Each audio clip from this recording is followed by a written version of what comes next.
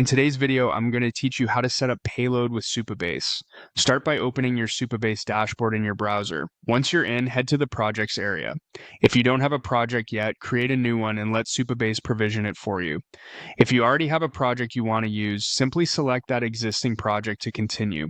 At the top of your project's dashboard, look for the Connect option and click it. In the connection panel, choose the connection string view.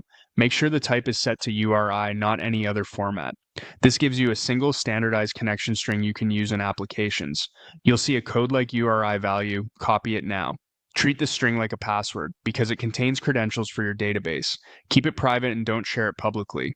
Next, on Windows, open the Start menu and search for Command Prompt. Right-click it and choose Run as administrator.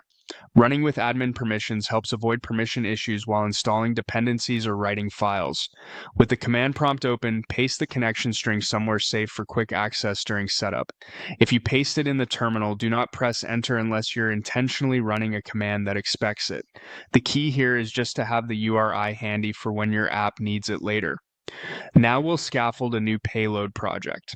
In the command prompt, type the following exactly as shown: npx create payload app at latest payload app and press enter. When that finishes, move into the new folder by running cd payload app. The first command downloads the latest payload app starter and sets it up in a directory called payload app. The second command changes your working directory so you're inside the project you just created. If you're prompted during the process, press enter to accept defaults where appropriate. When the installer asks you to confirm installing or proceeding, type Y and press enter.